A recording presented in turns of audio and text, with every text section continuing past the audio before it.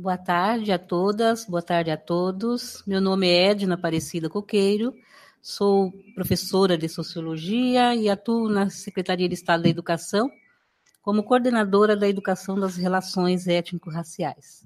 Nessa tarde, estamos aqui com a presença da professora doutora Marcilene Garcia para tratarmos da discussão relativa às cotas raciais. A professora doutora Marcilene Garcia é doutora em Sociologia pela Universidade Estadual Paulista Unesp, graduada e mestre em Sociologia pela Universidade Federal do Paraná, professora de Sociologia e de Educação das Relações Étnico-Raciais do Instituto Federal da Bahia. A professora Marcilene é uma companheira, né, que sempre está colaborando conosco nessas discussões, e como especialista nessa questão das cotas raciais, da autodeclaração, das bancas de verificação, ou comissão de verificação, como é intitulado o nosso trabalho aqui, tem contribuído de uma maneira bastante significativa. E como nós estamos exatamente no momento de edital aberto, né, para processo simplificado, processo seletivo simplificado para a contratação de profissionais da educação, achamos bastante pertinente estar convidando para que ela esteja conosco aqui, trazendo esse conhecimento para facilitar, contribuir, não só com você aí na escola, o professor, que quer se inscrever nas cotas raciais, nas reservas para negros, como também nós, técnicos da Secretaria, técnicos dos núcleos da educação, que estamos fazendo parte do trabalho desenvolvido pelas bancas de verificação. Eu passo a palavra para a professora Marcilene. Boa tarde a todas e boa tarde a todos. É um prazer enorme estar aqui, né, na Secretaria de Educação do Estado do Paraná, especialmente com a professora Edna Coqueiro, que tem feito um trabalho importante, necessário, aí para a implementação da Lei 10.639, mas também acompanhando aí a implementação, né, dessas comissões de aferição de cotas para negros nos concursos públicos do Estado do Paraná. Eu não sei se eu já posso começar. Pode começar. Então, agradeço imensamente o convite por estar aqui. Eu sou uma mulher negra, sou paranaense, tive a minha trajetória de vida como militante do movimento negro, mas também como pesquisadora aqui no Estado do Paraná. Eu estou há quase 3 anos em Salvador, eu passei no concurso no IFMA, né, no Instituto Federal da Bahia, do Campus Salvador, e eu, né, atualmente moro lá, mas eu tenho também estado no Estado do Paraná, sempre que possível. Falando um pouco rapidamente da minha trajetória, eu ajudei na implementação das políticas de cotas raciais na Federal do Paraná, né, que essa implementação aconteceu de 2004, que foi no vestibular de 2005, e eu comecei a fazer bancas, né, de aferição de pessoas negras na Federal do Paraná, e fiz por muitos anos, mas aconteceu algo muito importante na história do Estado do Paraná, que foi em 2003. Então, veja só. 2001 foi a Conferência Mundial de Combate ao Racismo e Discriminação, né, que aconteceu na África do Sul, conhecida como a Conferência de Durban, né? Essa conferência que possibilitou que o país, né, que o Brasil assumisse compromissos efetivos com a promoção da igualdade racial, especialmente no que diz respeito à presença de negros nas universidades, haja visto a grande subrepresentação de negros naquela época, e chegava a quase 98% de brancos dos universitários brasileiros, isso é dado da Suíça, né? A Federal do Paraná, nessa mesma época, havia participado de uma pesquisa, a Cor da Bahia, e que identificou, em média, a entrada de 40 negros por ano na Universidade Federal do Paraná, com, em média, mais de 4 mil vagas. E a gente está falando do cenário da Federal do Paraná, mas, na verdade, eu estava querendo chamar a atenção para o Estado do Paraná. Porque em 2003, enquanto nós estávamos na conjuntura de pós-Durban, de aprovar políticas de cotas raciais na Federal do Paraná, tensionada, obviamente, pelo movimento negro, o Estado do Paraná conseguiu aprovar em 2003, no finalzinho de 2003, mais precisamente de 23, 24 de dezembro, aprovou uma lei de cotas raciais nos concursos públicos de 10%. E o estado do Paraná, então, é pioneiro entre os estados do Brasil a construir uma política focalizada para a população negra nos serviços públicos. Eu acabei fazendo muitas bancas a partir de 2004 no estado, desde Ministério Público, TJ, mas fiz na Sanepar, fiz outros órgãos que fui chamada.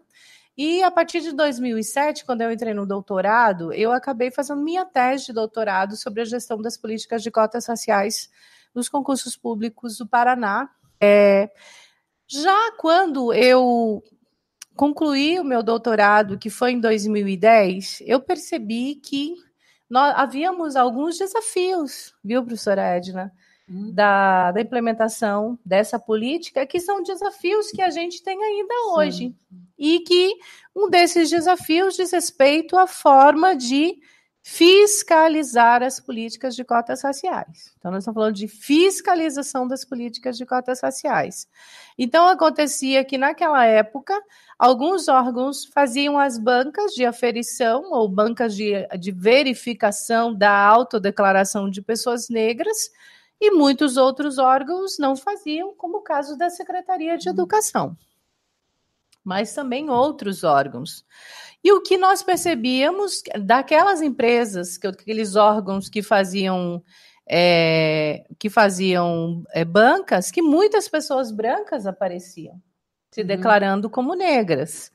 Inclusive, um caso me chamou muito a atenção, que a professora havia entrado na Secretaria de Educação como professora de Sociologia. E que passou por uma outra banca por nós, e era uma professora branca, loira, de olhos azuis. E dizendo que ela já era cotista e que ela tinha se declarado, enfim. Essas e outras informações me chamaram a atenção, que foi sustentando também aí dados da minha tese de doutorado. Posteriormente, quando terminei o doutorado, eu fui atuar na Prefeitura de São Paulo, na Secretaria de Igualdade Racial, e lá também nós implementamos, então, uma comissão para gestar as políticas de cotas raciais. Eu participei dessa comissão. Depois passei no concurso, fui embora para a Bahia, e aí eu organizei um livro que é sobre cotas raciais em concursos públicos, que é esse livro aqui, Cotas Raciais em Concursos Públicos no município de São Paulo. Então, me encantei pelo tema e, depois disso, tenho, então, pesquisado fraudes nas cotas raciais. Em 2012, foi aprovada a Lei de Cotas Raciais nos concursos públicos federais. Foi um ganho importante para o movimento negro. E eu passei a fazer bancas, então, participar de bancas no país inteiro, exceto região norte, que eu nunca fui convidada, mas região sul, sudeste e nordeste eu fiz praticamente todos os estados. E, a partir daí, passei a produzir pesquisas quantitativas e qualitativas para a gente entender um pouco o comportamento, inclusive pesquisei o próprio Paraná. É um pouco disso que eu gostaria de conversar com vocês. Eu sistematizei aqui uma apresentação para eu não me perder, mas, enfim, gostaria que vocês contribuíssem também com o debate fazendo perguntas, ok? Então, vamos lá, esse é o título aí da minha fala, esse está aí o meu e-mail, lenagsouza@yahoo.com.br. Vocês podem me achar com esse mesmo nome, Marcilene Garcia de Souza, nas redes sociais, especialmente no Facebook. Coloquei aqui uma imagem de 3 pessoas negras, destacando aqui a importância das mulheres negras, o que nós estamos chamando de talentos negros. As ações afirmativas por meio de cotas raciais são políticas de promoção de igualdade de oportunidade para grupos que sofreram desvantagens históricas, ou melhor, injustiças históricas, e que sofrem o efeito dessas injustiças históricas atualmente. É importante a gente refletir que as políticas de cotas raciais são medidas dentro dos programas de ações afirmativas, ou seja, quando os órgãos reservam, né? Tem uma reserva fixada de vagas para negros, seja nas universidades, por concurso, por vestibular, ou seja, nos concursos públicos. Em ambas as situações, essas políticas de cotas raciais, elas não visam premiar pessoas incompetentes, ao contrário de selecionar talentos negros. Nós vamos ver que no caso dos concursos públicos, da amostra que eu fiz no caso da Prefeitura de São Paulo, os negros concorrem, em média, em 15% nos concursos públicos. São Paulo, uma vaga é vestibular, e isso não é metáfora que eu estou dizendo. Então, veja, apesar da população negra no estado ser 37%, somente 15% dos negros estavam tentando o concurso, mas 25% dos aprovados eram negros. Ou seja, apesar de que 15% concorrem, 25% são aprovados. E a taxa de... Olha que importante, estou destacando como as cotas raciais são importantes, elas são radicais, porque elas reservam a vagas. E os candidatos que foram aprovados no concurso, óbvio, tem que ser aprovado no concurso, os candidatos são aprovados no concurso, na hora de selecionar eu vou chamando proporcional, né? Aqui, no caso de São Paulo, era 20% das vagas, então eu vou chamando de cada 100 candidatos, chamo os 80 candidatos primeiros, e os que sobram, os 20, eu vou preencher com negros que foram aprovados no concurso. A taxa de nomeação chegou, na maioria dos concursos, a quase 100%. Como vocês vão dizer? Como assim a taxa de nomeação? Por quê? Porque muitos desses negros tiraram em primeiros lugares nos concursos. Então, muito importante enfatizar que o candidato, quando ele opta por cotas raciais, ele está concorrendo na ampla e nas cotas raciais. Ele concorre nos dois, na ampla concorrência e nas cotas raciais. Caso ele seja incluído na ampla concorrência, ou seja, que ele está nos primeiros lugares, por exemplo, de 100 vagas, 20, que eu estou falando no caso de São Paulo, que o Paraná é 10%. Então, caso ele esteja entre os 90, ele entra na ampla. E aí, os outros 10, no caso do Paraná, eu vou chamar aqueles negros que foram aprovados por ordem de nota. Então, eu tenho negros sendo aprovados, negros que optaram por cotas raciais na ampla e nas cotas raciais. Então, as cotas raciais, elas são, como diria Joaquim Barbosa Gomes, um experimento ousado e revolucionário do direito, porque ela garante essa reserva, e aqueles negros talentosos que foram aprovados no concurso no vestibular serão incluídos. Bom, eu coloquei aqui dados importantes sobre o Paraná, acho que todo mundo já sabe, mas é bom enfatizar. Estou pegando dados do IBGE de 2010, está desatualizado, nós vamos ter um censo posteriormente, né, em 2020. Peguei dados de 2010. Então, o Paraná tem quase 10 milhões e 500, 10 milhões e 400 e alguma coisa, né, de habitantes, sendo que quase 3 milhões são de negros, pretos e pardos. Os negros são aqueles que se autodeclaram pretos e pardos. Nós temos o maior percentual de pardos no estado do Paraná. Portanto, o estado do Paraná, que é o estado mais negro da região sul, tem 28% de negros, o que, se a gente fizesse um arredondamento, se diria que nós temos 30% de negros. Essa é uma informação muito importante e nós temos que enfatizar muito e visibilizar muito em nossas falas para que as pessoas passem a desconstruir a ideia de um estado europeu e de um estado sem negros, ok? Eu fiz aqui também um cálculo para vocês, também dados do IBGE de 2010, que mostra com a renda da população negra e a população branca no estado do Paraná. Então, a média do que ganham os paranaenses é R$ 1.255, sendo que os brancos ganham quase R$ 1.400, vamos arredondar para R$ 1.400. A população negra recebe, em média, eu calculei ali R$ 877, calculei pretos e pardos. Vejam que entre os pretos recebem aqui 901, os pardos 852. Tenho aqui até ver se eu não troquei aqui os números, mas eu acho que não troquei, porque eu copiei a tabela exatamente do IBGE e colei aqui, mas a gente pode confirmar depois. De qualquer forma, nós vamos ter aí que a população negra recebe 877 para 1.400 da população branca, a população indígena que está mais vulnerável nesse caso, que recebe o menor salário ainda de 772. Por que eu estou enfatizando esses dados? Porque também nós temos que analisar que as políticas de cotas raciais, no caso dos concursos públicos, elas vêm para sanar lacunas, a gente trabalhando com reparação, porque a população negra está subrepresentada nos concursos públicos. Quando eu terminei a tese de doutorado, os dados me mostravam que no nível superior haviam 3% de negros. Então, o Estado tinha 97% de brancos, de servidores públicos do nível superior. E é o nível superior onde nós temos uma maior renda, poder de mando, como no caso dos professores, inclusive. Então, veja, 3%. A gente está na realidade de Suíça, então nós teríamos que ter 30% ou 28%, que fosse 25%, e não 3%. Então, as políticas de cotas raciais, elas vão minimizar essa subrepresentação, mas é muito importante destacar a importância do ponto de vista político, porque o Estado do Paraná reconhece que tem desigualdade, reconhece que tem discriminação, cria uma política focalizada. Mas importante do ponto de vista simbólico também, quando a população negra e a população branca se sente mais pertencente a um Estado que cria políticas para promover a igualdade, ok? Obviamente, o tempo todo eu estou falando de políticas de inclusão, mas em políticas de permanência. Nós precisamos que os nossos servidores negros, cotistas sociais, entrem e não sejam discriminados no cotidiano escolar, no cotidiano das relações de trabalho. Por isso, justamente, também é importante que haja uma gestão das políticas de cotas no estado do Paraná, em todas as áreas, uma gestão que pense. A diferença entre pretos e pardos aqui deu R$ 48.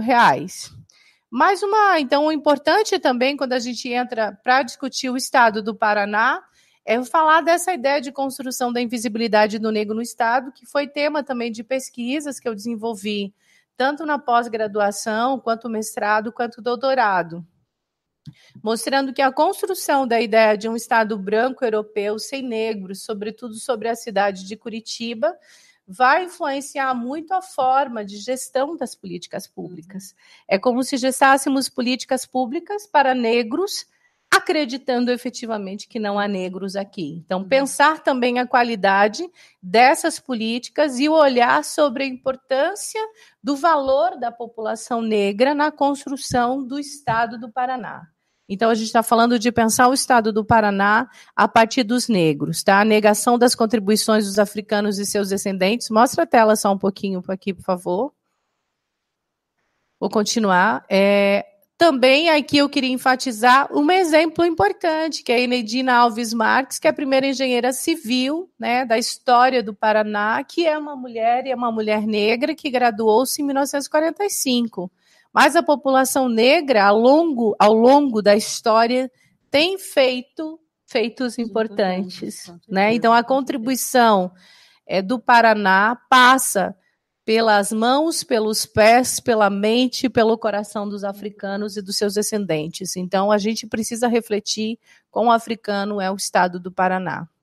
Eu gostaria, para isso, de enfatizar um livro que é de minha autoria, que é o Africanidades Paranaenses.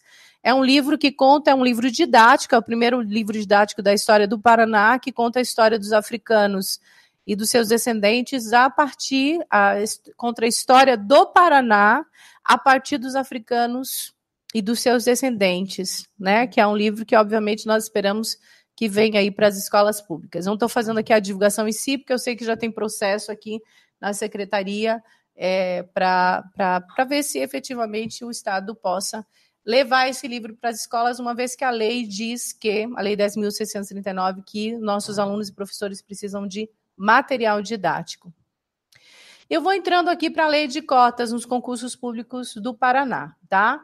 Então, é importante, como eu já te enfatizei, que o estado do Paraná é um estado pioneiro e ainda é a referência de muitos estados na construção e consolidação da política.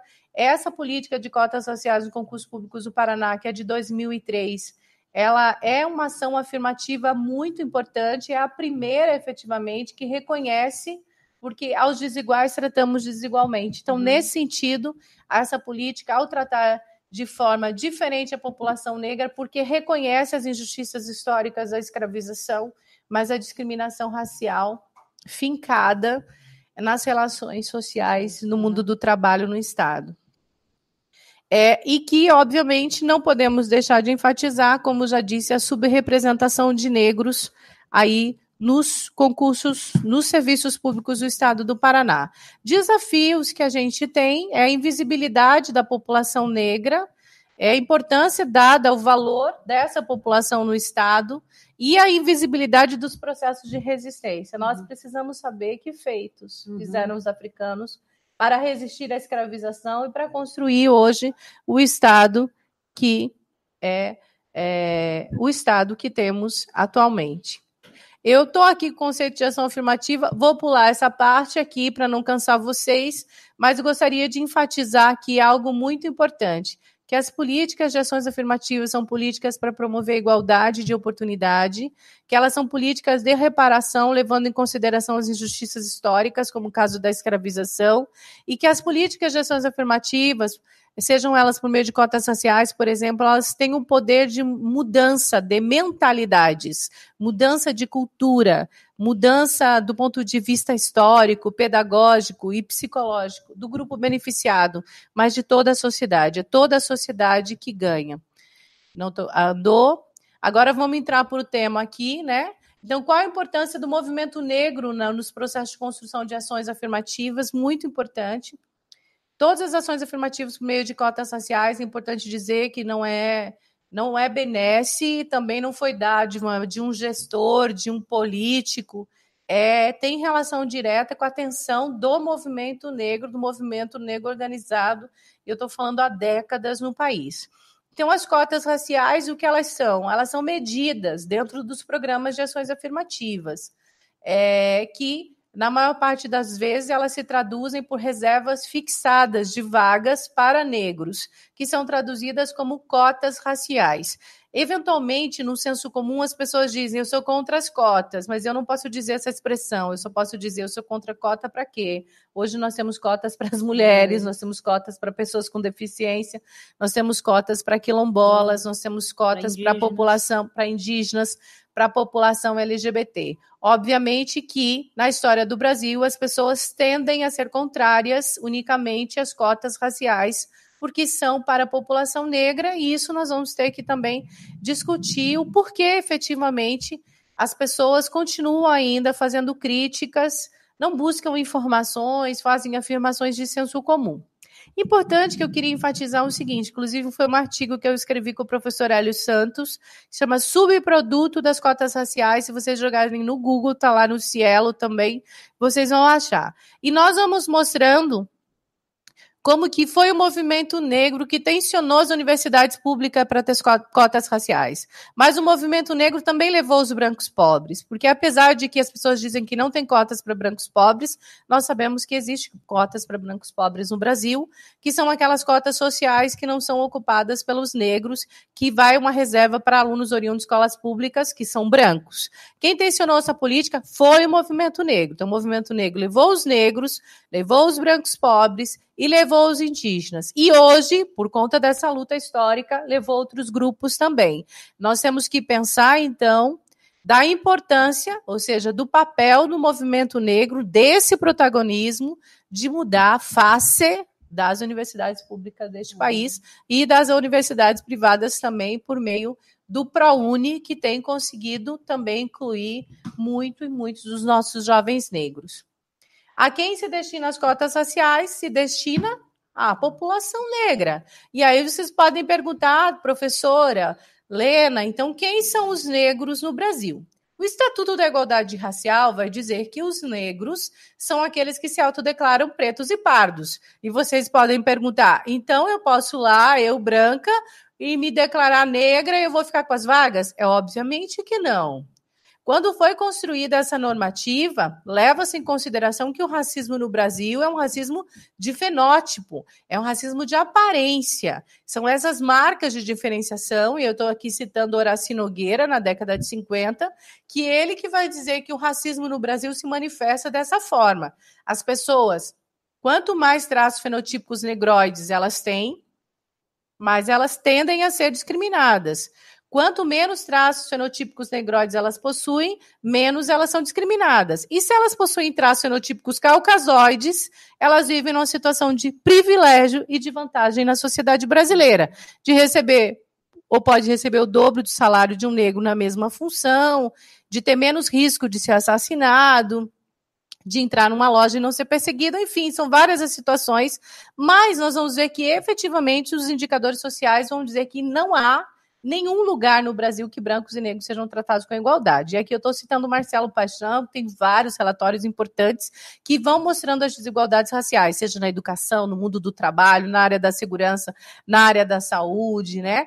Na área do emprego, nas relações sociais, nos ambientes, no shopping center, enfim. Então, é bom também a gente se ater, porque a gente não vive numa harmonia racial. Nós vamos perceber, e a gente tem que ter um olhar bem atento para perceber como as desigualdades raciais vão se estruturando, como o racismo no Brasil ele é multifacetado, ele é muito perverso, ele é perverso e sofisticado, porque quando vê que a gente vai avançando, vai aparecendo outras questões, parece que a gente avança e não avança muito. E um dos debates que eu quero aqui, para concluir a fala, que eu não concluí ainda, obviamente, é falar das fraudes nas cotas raciais.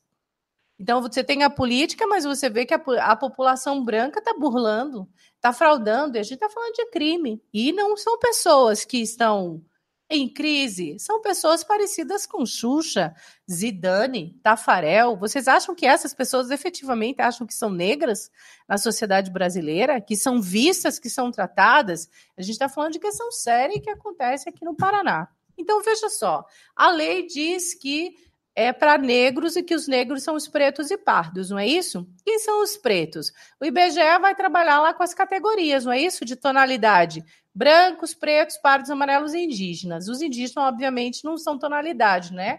Que é de identidade étnica. Então, os pretos e pardos são negros. Os pretos são aqueles indivíduos que apresentam traços fenotípicos negroides mais acentuados. Exemplo, Pelé. Exemplo, Benedita da Silva. Exemplo, professora Edna, não é isso? Pronto, aí, ó, negra, preta, não é isso, professora Edna? Negra pelo IBGE, preta. Mas nós temos os negros pardos. Quem são os pardos? Os negros pardos são pessoas que apresentam traços fenotípicos negroides menos acentuados. Exemplo, Ronaldo Fenômeno. Exemplo de mulher, eu. Pronto. Professora Helena Garcia, sou uma negra com traços fenotípicos negroides menos acentuados. Vamos dar um close aqui. Professora Edna, negra, autodeclarada preta pelo IBGE. Eu, negra, parda pelo IBGE. Ambas somos negras. Portanto, as cotas raciais se destinam às pessoas que têm traços fenotípicos negroides, mais acentuados ou menos acentuados. Aqui não vai valer uma pessoa que é branca, que não tem traços fenotípicos negroides. Ok, gente? Acho que ficou bem escuro agora, não é isso, gente? Vamos pular aqui a tela, então. Como evitar as fraudes nas cotas raciais? Isso é muito importante. As fraudes têm acontecido, eu tenho sistematizado dados que têm revelado que, por vezes, quando tem banca de aferição, da autodeclaração de pessoa negra, dependendo do concurso, pode ter até 40% de pessoas brancas. Agora, vocês imaginem, mostra meu rosto, por favor, vocês imaginem se com banca aparece 40% de pessoas brancas. Sem banca, como é que acontece, gente? Ou seja, as pessoas estão fraudando. E por que as pessoas estão fraudando? Eu poderia dizer que é falta de compromisso e responsabilidade com a história dos negros no Brasil, porque são pessoas racistas, porque isso e aquilo. Mas uma das questões que tem incitado as fraudes, no sentido de que eu vou lá e vou tentar, é a falta de fiscalização. Como é possível que eu tenha uma política de cotas raciais destinadas a negros onde não há fiscalização? Onde eu digo que só o documento de autodeclaração é suficiente. Por óbvio que o documento de autodeclaração é o documento mais importante, porque você vai lá e vai dizer o que eu sou. Eu sou negra da cor parda. Ok, gente? No entanto, nós vamos perceber que isso não é suficiente. As comissões não vão lá dizer que você é ou você não é. Ela vai confrontar a sua autodeclaração. Ela vai confrontar a sua autodeclaração, vai dizer, sua autodeclaração não condiz com você, ok? Então, a autodeclaração é um documento mais importante nesse processo. Então, primeiro, a gente tem que pensar a importância da fiscalização. Nós temos que ter uma gestão da política, de avaliação e monitoramento dessa política, ok? Mostra a tela aqui por favor. Então é preciso compreender os efeitos, né, sociais e simbólicos das fraudes. Por que as fraudes estão acontecendo e há um silêncio, uma omissão dos órgãos públicos? Então, nós estamos falando que é dever, item 2, dever da administração pública de um bom gerenciamento, é dever da administração pública fiscalizar. A administração pública que tem que ser sancionada, inclusive, caso ela não cumpra o seu dever, que é de fiscalização.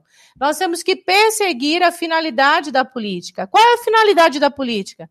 É incluir pessoas negras. E temos que partir do pressuposto que o racismo é de fenótipo, portanto, a identificação dos indivíduos, aqueles que devem ou não entrar, são aqueles que são pessoas negras, porque são as pessoas negras que são discriminadas na sociedade brasileira. Nesse sentido, são essas pessoas que devem ser incluídas na política de cotas raciais. Por isso a lei existe. Vamos ver que os marcadores de diferenciação são os fenótipos. Que marcadores de diferenciação são esses? Mostra o meu rosto, por favor. Que marcadores de diferenciação são esses? Olha, gente, o principal alvo do racismo brasileiro é a cor da pele. Dando dicas aqui para a banca. É a cor da pele, ok? Depois nós vamos ver que mesmo a pessoa tendo uma cor clara, se ela tem traços fenotípicos negroides acentuados, ela pode ter sido discriminada, ela pode ser discriminada na escola, isso, aquilo, foi xingada, foi humilhada, foi achincalhada, e o cabelo é um marcador importante. O que a banca tem que observar é o conjunto desses traços fenotípicos, considerando que a cor da pele é um marcador demasiadamente importante. Mas, por vezes, o indivíduo pode não ter a cor, mas ele tem outros traços fenotípicos negroides bem visíveis. Passando aqui mais um. Aqui, os programas de cotas raciais é uma crítica, eles estão sendo cumpridos via uma leitura racional dos editais, dos concursos, que eu estou chamando de uma forma atomizada. O que é isso? Ah, se inscreveu, foi aprovado, foi para a lista dos cotistas. Na hora de nomear, vem cá e é nomeado. Acabou. Será que a pessoa que está dando posse não sabe identificar se a pessoa é negra ou branca? Ah, eu não sei. Tá, aparece o Fábio Assunção lá. Ela vai dizer a negra? Como assim? Então, veja que essas pessoas também que estão dando posse dos recursos humanos, elas precisam ser treinadas. Porque muitas vezes ela também pode ajudar. Então, mas agora nós já sabemos que o mais importante é ter a comissão de verificação, porque quando tem a comissão, você inibe muito as fraudes. Mas mesmo assim aparecem pessoas tentando. E eu posso falar de experiência. Quanto mais status tem o concurso, mais tem pessoas brancas tentando, ou tentando burlar o concurso. Ou seja, pessoas brancas que põem cabelo crespo, maquiagem forte, bronzeamento artificial, ou pegam sol, né? No caso que aqui no Sul é mais bronzeamento artificial, para tentar também burlar e tentar ver se a banca identifica eles como sendo pardos, né? Então, assim, tem situações, você veja, que a pessoa está tentando fraudar intencionalmente.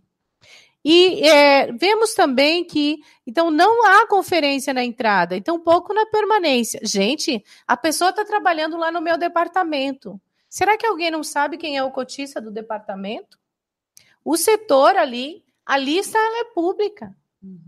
Aí, depois de 2 anos, alguém vai dizer: meu colega entrou por cotas raciais, ele é muito branco.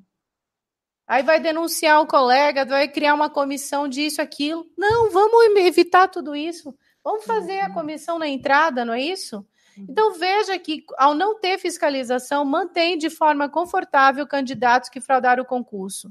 E quem frauda o concurso intencionalmente, gente, é criminoso. Porque a gente está falando de falsidade, né? As fraudes como fenômenos naturais que sobrevivem à mais completa apatia, silêncio e omissão por parte dos órgãos responsáveis. As pessoas sabem que tem fraude, o órgão não se organiza, então a gente precisa tensionar. Muitas vezes tem sido o movimento negro que tem tensionado as universidades, mas também as estruturas de prefeituras e estados. A gente está falando de racismo institucional. E, na minha perspectiva, a gente tem que punir o órgão, mas punir os gestores também. Porque muitas vezes os gestores são omissos Eles sabem o que está acontecendo, mas não querem também se mobilizar. Ou vão criando obstáculos quando a gente apresenta a política. Vamos fazer comissão aqui? Ah, não, para que isso? Isso é pior, isso é aquilo. Quando sabe efetivamente que é demasiadamente importante ter uma comissão. Então, assim, gente, volta a tela aqui. Acho que documentos, né, e fraudes para a gente debater. A autodeclaração é extremamente importante. Esse documento tem que ser exigido, é direito do candidato e é um dever do órgão. Vale fotografia? Vale fotografia. Não para você deferir ou indeferir o candidato. Porque alguns órgãos pedem só a foto do candidato, o candidato escurece a foto no próprio celular, vai lá e pega o ângulo com sol, com escuro. Todo mundo sabe que fotografia, dependendo do ângulo, pode escurecer, pode te clarear. Então, a foto ali, concursos que têm só foto não garantem lisura. Mas você pode ter a foto do candidato no dia que ele vem para a banca. Por que eu faço essa defesa? Porque o candidato chega muitas vezes ali na banca driblado, pôs uma peruca, encrespou o cabelo, mega hair, pôs maquiagem, pôs barba, dread, look, enfim. Aí você tira a foto do candidato ali e põe no registro dele. Porque, eventualmente, alguém faz uma denúncia, dizer, olha, no Facebook eu vi que ele era loiro, ele é muito branco. E como essa banca deferiu? A gente tem um documento para provar que aquele dia ele veio, inclusive para denunciar ele. Que ele tentou burlar. Porque há situações em que candidatos, por exemplo, vêm com barba e com dread, a banca não tem como ir lá ver se o dread é falso ou não é. E, às vezes, a banca fica em dúvida e prefere dar o sim, porque deu um 3-2 ali, vai um 3-2 para sim. E o candidato efetivamente veio ali com a intenção de confundir a banca. Então, foto vale quando? Vale no dia da comissão, que já tira no mesmo estúdio, com a mesma luz, com o mesmo fotógrafo, com a mesma máquina. E vai ver aqui o ângulo e tem um registro do candidato ali.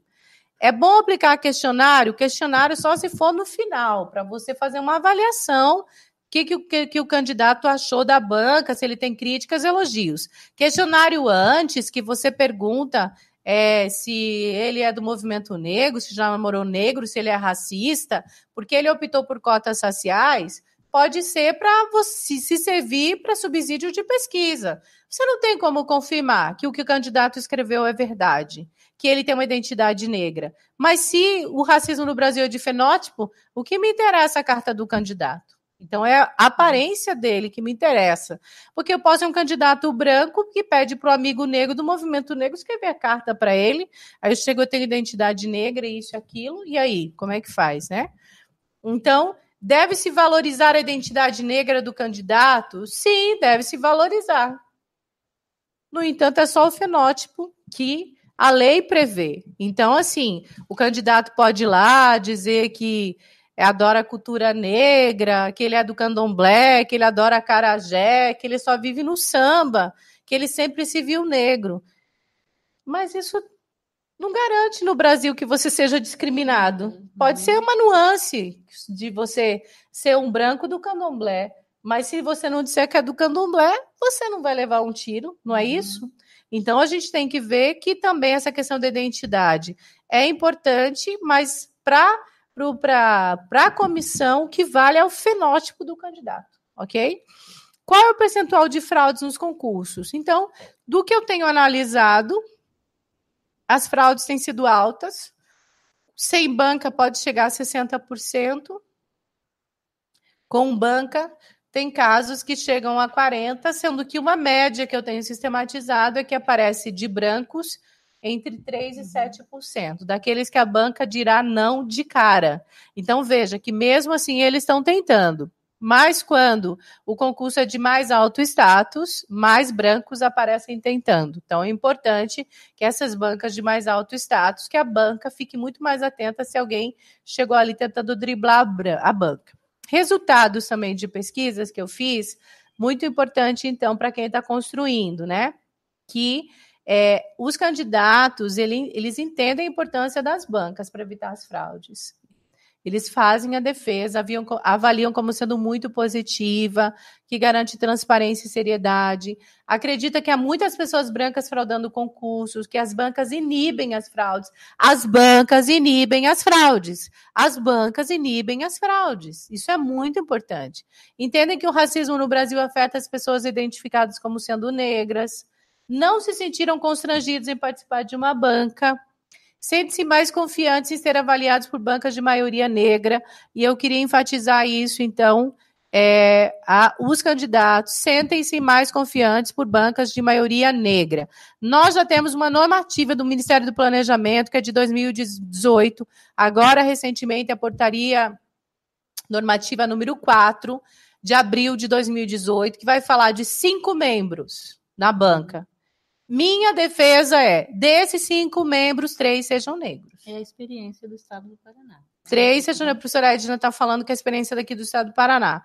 3 ao menos sejam negros, ou 4. As bancas que eu trabalho têm um branco só, em geral. Mas não estou dizendo que isso é o caso. Pelo menos a maioria. E que, inclusive, se der, a gente coloca pretos e pardos na banca.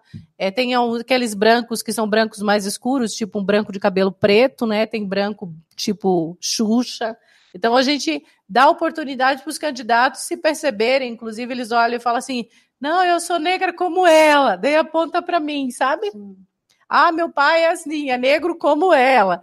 E eles se sentem muito mais seguros, muito mais acolhidos por bancas compostas por negros. Então, acho que um olhar atento dos órgãos que estão gestando de procurar representações negras para estarem na banca no dia. Dados qualitativos, importante, então. As bancas fortalecem o caráter político da política de ações afirmativas e de seu sentido, quando oportuniza que em muitas situações é pela primeira vez que uma pessoa negra se declarou como negra num documento e diante de outras pessoas para ser beneficiada. Olha o detalhe, gente. É a primeira vez que o meu cabelo vai ter um valor. É a primeira vez que a minha cor de pele, os meus lábios, meus traços fenotípicos. Então, isso é muito importante do ponto de vista do caráter político. Fortalece a identidade negra desses candidatos, são aviltados pela violência racista, permite em muitas situações que o candidato se pense enquanto grupo discriminado na sociedade de forma coletiva. Não vou lá, eu atrás da minha vaga, eu vou atrás das vagas para os negros. Isso constrói um sentimento de coletividade que é muito importante. Eu queria mostrar aqui o livro que eu falei para vocês, eu já mostrei, né, anteriormente, que é o livro então que eu organizei lá em São Paulo. Ele está esgotado, deve ser lançado daqui 2 meses, novamente atualizado agora, comparando gestão Haddad com Dória e Covas. Sobre as bancas, então, aqui normativas, para a gente compreender, eu não sei se o Estado do Paraná, desculpe eu não ter procurado informações seguras, se já tem uma normativa em relação às bancas, mas o que a gente tem seguido muito é essa normativa do Ministério do Planejamento, e que diz lá que o único critério, somente o único critério é o fenótipo, para definir ou indeferir o documento de autodeclaração da pessoa negra. São 5 membros que a gente tem que dosar e colocar negros e brancos, e mulheres e homens, né? São exatamente essas questões que nós estamos trazendo desde do edital, como na resolução que regulamenta nós aqui chamamos de comissão, né, de verificação. Então, fundamentada nessa documentação, buscando aperfeiçoar, vamos dizer assim, em termos de informação, que fenótipos são esses, né? A razão da nossa discussão aqui é fazer com que também, não só uma discussão no gabinete, vamos dizer assim, né, sobre as cotas raciais, sobre as bancas, mas que chegue nos sujeitos, né, para que possam, então, fazer uso de uma forma segura, por um lado, e por um lado também, como você está dizendo, em relação às fraudes, que haja uma conscientização também, se há possibilidade, se a gente está falando de deficiência de caráter, mas também trabalhamos com a questão da falta de conhecimento, né? Pode ser uma falta de conhecimento, então, por conta disso, o trabalho, neste momento, né, como você também colocou, do protagonismo do Estado do Paraná, nós estamos buscando nesta caminhada, né, e consolidando esta política e sim fazendo com que a população negra a gente consiga alcançar esses desafios, superar as dificuldades e trazer. Então, essa normativa que você está colocando ali, nós trabalhamos desde o estatuto, né? As recomendações do Ministério Público e também a portaria. Ok. Aí aqui eu queria falar do método que a professora Edna me pediu para falar um pouco dessa minha experiência de pesquisa. Agora acho que você foca só em mim, que não tem mais tela, só queria fechar aqui, muito obrigada, mas vamos voltar aqui então, tá? Pode voltar. Do método. Bom, nesse tempo, que são mais de são 13, 14 anos que eu tenho feito banca, que eu fui sistematizando experiências que têm a ver com o movimento negro, com a construção coletiva, porque muitas dessas pessoas que participaram de banca comigo são integrantes do movimento negro. Que eu fui sistematizando o método como socióloga e construí, então, um método que se chama Oju Oxê, que é um método que a tradução é olhos da e para a justiça, né? No sentido de que a gente está olhando o candidato, mas a gente está querendo fazer justiça ali no processo. Nesse sentido, o método, ele preza muito por uma construção de uma banca, que eu estou chamando de banca, que é todo o processo, muito humanizado. Então, a gente tem que fazer uma pergunta, como é que nós, negros, gostaríamos de ser tratados quando fôssemos para uma banca, para ir lá dizer que somos negros. Porque ir lá dizer que é o negro já seria um constrangimento, não é isso? Sim. Por que eu sou negra? Eu sou discriminada na rua, no shopping center, no supermercado, na escola, e agora que tem uma política de cotas, eu vou ter que ir lá dizer que eu sou negro. Porque se você não estiver lá, um branco estará na sua cadeira. É simples assim. Então, talvez o movimento negro não acreditasse que num país racista como é o nosso, que pessoas brancas se autodeclarassem negras, né? E aí eu acho que tem uma questão importante, viu, Edna? A política está dizendo política de cotas para negros. Aí eu sou branco e vou lá, estou dizendo, mas eu achei que branco também podia entrar. Então, gente, eu não vou aqui ficar passando a mão na cabeça de ninguém, não. As pessoas precisam ter responsabilidade. Tá lá um edital que é para mulheres. Aí você vai lá e fala, bom, eu achei que eu era mulher. Se as políticas de cotas sociais são para pessoas negras, eu acho que eu sou branco, eu posso ir. Então, acho que muito importante é reiterar. O racismo no Brasil é um racismo de fenótipo. Ele é de aparência. Eu posso ter um pai negro, no meu caso, eu tenho um pai branco, né? Eu posso ter um pai negro e ser uma pessoa branca. Eu tenho uma sobrinha que é loira, e é loira de verdade. É loira padrão aqui, Curitiba, Blumenau. E o meu irmão é muito mais escuro do que eu. A minha sobrinha, desde a creche, ela teve situações diferenciadas. Ela nunca foi discriminada. Na creche, na escola, né? Ela foi discriminada quando estava no colo do pai, que alguém quis chamar a polícia achando que meu pai tinha sequestrado ela. Nós estamos falando dessas dimensões de privilégio e de vantagens. Então, não há probabilidade de alguém achar que uma pessoa no Brasil, por enquanto, que quando ela é socialmente branca, que ela seja discriminada pelo seu pertencimento racial. Sim. Que ela vai ganhar um salário menor, enfim. Então, a gente tem que refletir com as pessoas de forma séria e comprometida, de que se as cotas raciais são para negros, a primeira pergunta é, eu sou negro? Pode acontecer de pessoas como eu, Edna, que falar, veja bem, acho que eu sou moreno, eu não sou tão negra assim, e falar, eu não vou. Mas que tenha pessoas brancas indo lá na cara dura, dizendo que são negras e que são discriminadas ainda, né? Então, a gente tem que refletir sobre o sentido da política. A finalidade da política é incluir pessoas negras, pessoas que são socialmente reconhecidas como negras. Nós vamos ter aquelas, como já disse, negras mais claras, negras mais escuras, mas elas precisam ser negras. Elas precisam ter um fenótipo preto ou fenótipo pardo. Tem pessoas que estão ali no limite, que ora alguém pode achar que é pardo, ora pode achar que é branco. Nesse caso, vai ter 5 pessoas na banca que vão fazer uma conta e vão dar uma maioria. Porque 5 não vai dar par. Que bom, né, gente? Então, nesses casos difíceis que eu chamo, esses casos difíceis, nos meus dados estatísticos, também giram em torno de 3% a 7%. Aqueles casos que a banca fica com dúvida. E que vai dar aí um empate. Pode falar, professora Edna.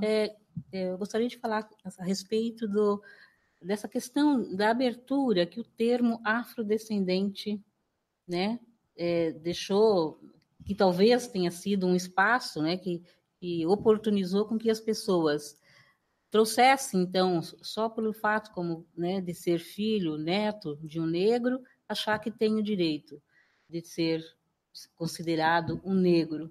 E a gente discute muito isso, inclusive na própria lei, que agora no Paraná, com a elaboração e aprovação do Estatuto da Igualdade Racial, a gente está procurando que esse termo, né, afrodescendente, no caso de ações afirmativas, ele seja usado o termo pessoa negra, porque a justificativa que muitos candidatos chegam diante da comissão ou diante da banca é essa, dizendo eu tenho direito, eu sou sujeito desta ação, porque meu pai, porque meu avô, porque minha mãe. Outros trazem a pessoa, né, o parente, outros trazem lá um álbum de fotos, né, para provar que tem direito a cotas, porque tem um parente negro. Então, é isso que a gente, no nosso edital, nós temos colocado que não vale a ascendência, vale os traços fenotípicos. Isso é muito importante. No caso do Paraná, que a lei diz que é para afrodescendentes, isso tem a ver com uma história, né? Hoje os editais não estão mais colocando afrodescendentes, porque a gente já viu que afrodescendente dá brecha para essas pessoas que não são negras, que nunca foram discriminadas, que nunca foram identificadas como negras, acharem que agora tem direito a entrar na política, porque o termo é afrodescendente. A própria lei de cotas raciais nos concursos públicos do Paraná, que diz que é afrodescendente, tem um item lá que eu não me lembro agora, mas vai dizer: entenda-se como afrodescendentes as pessoas que se declaram pretas ou pardas da raça e etnia negra. Gente, tá lá explícito. Então vamos combinar. 4, né? A gente precisa também. Eu sou numa perspectiva de que a gente tem que dar linguagem direta. Porque não faz sentido uma pessoa, porque tem um vô negro, a Xuxa tendo um pai ou um vô negro, ela tem direito às políticas de cotas raciais.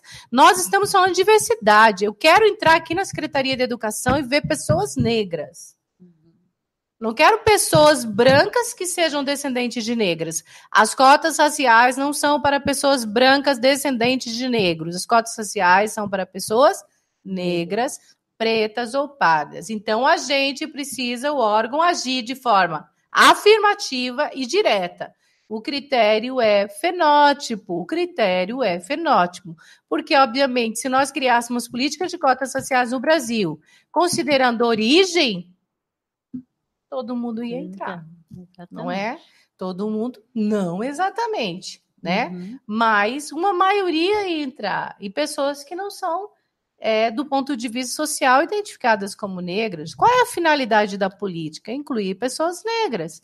As pessoas brancas descendentes de negros não são sujeitos de direito dessa política. Ok, gente? Muito importante.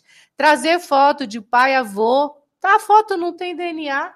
Coloca lá, esse é meu avô. Tá, e cadê o DNA da foto?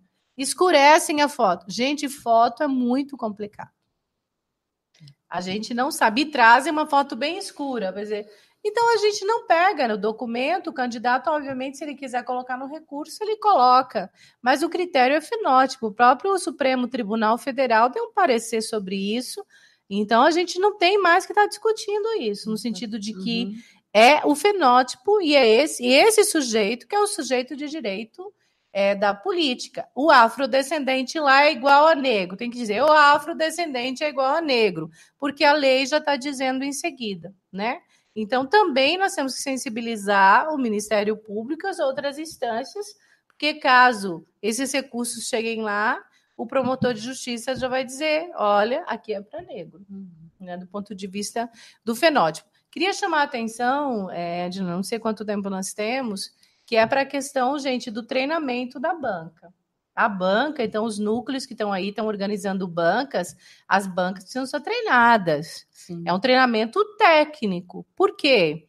Porque, às vezes, cada um tem o negro da sua cabeça. Alguém pode achar que eu não sou negra, alguém pode achar que A Letícia Sabatella, porque tem um cabelo preto e um pouquinho crespo, ela vai entrar no pardo. Então, nós precisamos ter treinamento especializado, treinamento com fotos. Eu trabalho com treinamento de 4 horas. Às vezes, mesmo sendo uma pessoa ativista do movimento negro, ela pode ter também ali um critério que tem a ver com a sua família, com a sua identidade. Já vi casos de uma pessoa do movimento negro aqui na Federal do Paraná ficar muito chateado porque a filha não entrou, porque a filha é branca, e disse, mas é minha filha. Entende? Então, às vezes, eu já vi casos na Bahia das pessoas tirarem pessoas como eu e vão ficar só com as pessoas como a Edna, com integrantes do movimento negro junto, porque acham que tem que fazer justiça, incluir as pessoas mais escuras. Então, a gente precisa ter um treinamento para que todo mundo entenda. E não é o treinamento só para identificar. Uma banca precisa ser treinada. A postura dela, ela não pode deixar o candidato... às vezes você está olhando muito a foto do candidato, o candidato vê a sua foto, ele já fica tenso. Então, assim, tenho tudo cronometrado, como você olha uma identidade, o ombro, o olho, você não pode ficar olhando muito em cima do candidato. O candidato, quando chega já lá na saída, na entrada, ele é muito bem acolhido, ele vai para um lugar, ele é recebido, a gente se apresenta, conversa com ele, explica o que a banca vai fazer, explica por que tem as cotas raciais, explica qual é os critérios que essa banca está utilizando, como que a banca vai trabalhar, daí ele já vem mais tranquilo, né? A normativa está pedindo para filmar também, para a segurança do candidato e da banca. Isso é muito importante, mas também quero chamar a atenção que, em muitos casos, às vezes, a banca fica com dúvida, quer olhar o vídeo está muito escuro. Então, às vezes, aquele vídeo não ajuda muito. E eu fico preocupada quando esse vídeo vai lá para o juiz, porque o juiz olha e fala, mas eu não estou vendo um branco aqui. Ou porque aquele vídeo escurece ou fica... Então, a gente também tem que tomar muito cuidado. Eu faço muita defesa da foto. A foto no estúdio, com o mesmo ângulo, com a mesma foto, com a mesma luz, porque aí o candidato reflete melhor, porque às vezes o vídeo confunde também a banca, quando a banca quer olhar aquele vídeo depois. Às vezes os candidatos ficam escurecidos, né? O treinamento é muito importante, o processo humanizado, o lugar que vai ser, um lugar legal, se tiver calor com ar-condicionado, se tiver muito frio com ar-condicionado, não sei o que, é mais difícil, né, ter. Mas que sejam todos muito bem recebidos, com sorrisos, tranquilizar aquele ambiente, né, e explicar sempre o que está acontecendo, por que isso, por que aquilo, né. Tem bancas que não têm permitido a fala do candidato, de você perguntar para ele por que ele optou por cotas raciais, porque muitos têm utilizado isso no recurso, porque a banca ficou me entrevistando, perguntando um monte de coisa. Então, assim, eu tenho trabalhado mais com um candidato, ele fala só o que ele se autodeclarou, e aí, nesse tempo, a gente cria toda uma técnica de tempo para que a banca consiga olhá-lo, né, com algum tempo, e depois, só no final da banca, a gente pergunta se ele tem alguma dúvida, se ele quer falar alguma coisa. Aí ele fala. Né? Então, para não dizer também que esse candidato não teve direito à voz, né? Mas não foi durante o processo. Então, eu acho que eu queria grifar aqui, para concluir, de que as políticas de cotas raciais, elas são muito importantes, que as bancas de aferição são extremamente importantes para evitar fraudes. E eu queria chamar a atenção, por último, para fechar, que nós temos uma sociedade racista antinegro. E muitos desses indivíduos, o racismo de forma estrutural, estruturante, né? Mas muitas dessas pessoas, muitos desses gestores, antes eram contra as cotas para negros. Depois que o Supremo Tribunal Federal, de 10-0, deu a constitucionalidade, depois a constitucionalidade das cotas raciais nos concursos públicos, as pessoas não têm como dizer que isso vai criar o ódio, que isso é aquilo, coisas que não tem nenhum sentido. Agora elas são contra as bancas, que vai constranger, que isso, que aquilo, que vai onerar o concurso, que agora tem que chamar de novo. Mas, na verdade, a gente está falando do jogo do racismo. Porque enquanto não tem banca para verificar, para fiscalizar, os brancos estão entrando a rodo. E eu costumo dizer que quando um branco entra, ele ocupou a vaga de um negro. E se ele ocupou a vaga de um negro, ele cometeu uma grande injustiça, mas a maior injustiça é do órgão, que não fiscaliza e que tem o dever de fiscalizar, como é o caso da Secretaria de Educação, de outras secretarias e de outros espaços. E não pode recair a responsabilidade sobre a gestora coordenadora. Nós estamos falando de que a estrutura tem que assumir o compromisso de combater as fraudes e de fazer com que a política se efetive. Gostaria muito de agradecer a oportunidade de estar aqui, professora Edna, e das pessoas que estão aqui nos ajudando para que vocês tenham acesso à minha fala, e agradecer os ouvidos e aí mentes e olhares atentos. Esperamos. Obrigada. Então, nós também, né, em nome da nossa superintendência e da chefia do departamento, queremos agradecer, professora, a sua contribuição e dizer que o Estado do Paraná, né, está nesta caminhada, né, buscando, então, chegar nesse lugar de construir uma sociedade e que uma sociedade de igualdade, que essas políticas de fato sejam efetivadas e com o comprometimento de todos, né, da sociedade civil e das organizações governamentais.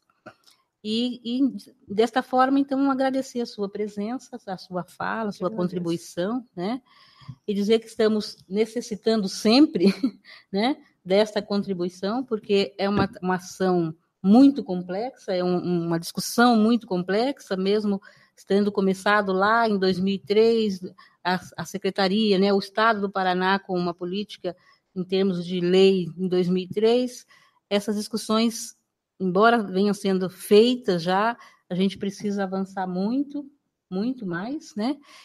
Mas estamos buscando isso, estamos buscando chegar neste lugar de não ser referência porque tem uma lei, mas ser referência porque tem a forma de aplicar corretamente, sabe? Então, é isso que nós estamos buscando. Neste momento, se a senhora tiver um tempinho ainda, nós poderíamos abrir, pelo menos, né, para algumas perguntas, né? Se tiver, né, embora talvez a professora Edmara ali tenha respondido algumas no chat, se tiver ainda alguma pergunta para a professora, ela responde, senão nós encerramos, né, por aqui, esperando que tenha sido, de fato, bastante proveitoso para todos. Esse treinamento, né, na verdade, nós estamos num processo de treinamento, né? A Secretaria vem colocando nos diversos espaços, momentos de formação, né, encontro do fórum. Nós fizemos há poucos dias, no mês de setembro, um evento em Londrina, né? Estamos agora aqui com a presença da professora Marcilene, textos que a gente encaminha, documentos que nós encaminhamos para os núcleos de educação, né? Documentos legais e documentos, textos de fundamentação. Tudo isso faz parte de um treinamento, de um processo de treinamento. Claro que nós vamos dar continuidade e, com certeza, ampliando cada vez mais, né? Desde que também haja o compromisso, porque às vezes a pessoa vai, participa, mas ela não deixou o racismo, entendeu ainda? Então tem que ter também esse entendimento que eu tenho que ir buscar de uma forma técnica, mas também tenho que buscar uma desconstrução, né, aberta para esse conhecimento entrar e fazer uma mudança em mim para que eu possa agir, porque só na técnica também a gente não consegue fazer essa mudança, né? Então, com certeza, eu posso afirmar aqui que haverá, né, a continuidade do trabalho com a capacitação das comissões, porque nós queremos, como eu disse há pouco, minutos atrás, chegar num lugar de referência, mas uma referência não só na questão legal, mas na forma de aplicar. Ok, tem mais alguma pergunta? Então, podemos encerrar? Pois não.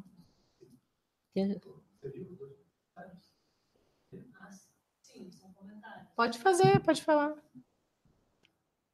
Não, tem aqui, ó, o Carlos, parabéns pelas informações, acredito que vamos precisar de informação para as bancas. No núcleo de Guarano, o treinamento deve acontecer para todos os integrantes da banca. Esse é o ideal. Só o técnico do núcleo não dá conta dessa demanda. Ok, é isso mesmo. Tá. Eu acho que sim. Aí algumas informações quero deixar aqui, então, como nós estamos nesse processo de inscrição no edital do PSS, né, e logo mais uma atuação efetiva das bancas, nós estamos preparando a orientação para essas bancas, né, e também a partir do final, mais ou menos 14, 15 de novembro, quando sai a lista, né, de classificação, nós começamos o trabalho de verificação dos candidatos inscritos. Mas tudo isso também numa organização de forma que o núcleo de educação consiga dar conta do trabalho, né? E de fazer um trabalho de qualidade. Então, eu quero aqui agradecer a participação, a presença de todos, né? Do núcleo, das escolas, né? Representantes dos recursos humanos, do jurídico, né, das ouvidorias dos núcleos, todos aqueles que estão empenhados em trabalhar com essa questão e dizer que estamos juntos, nós vamos continuar, sim, procurando dar as maiores condições para que esse trabalho seja efetivo. Professora Marcilene, também para as suas considerações finais. Obrigada a todos e todas, obrigada à equipe, professora Edna, e dizer que eu estou à disposição também para contribuir, seja online, seja efetivamente aqui no estado do Paraná, tá? Que esse é um tema que tem me movido e é um tema muito importante. A gente está falando dessa estrutura do racismo. Precisamos fiscalizar, precisamos ser bancas e bancas com qualidade. Obrigada. Então, boa tarde a todos, um grande abraço.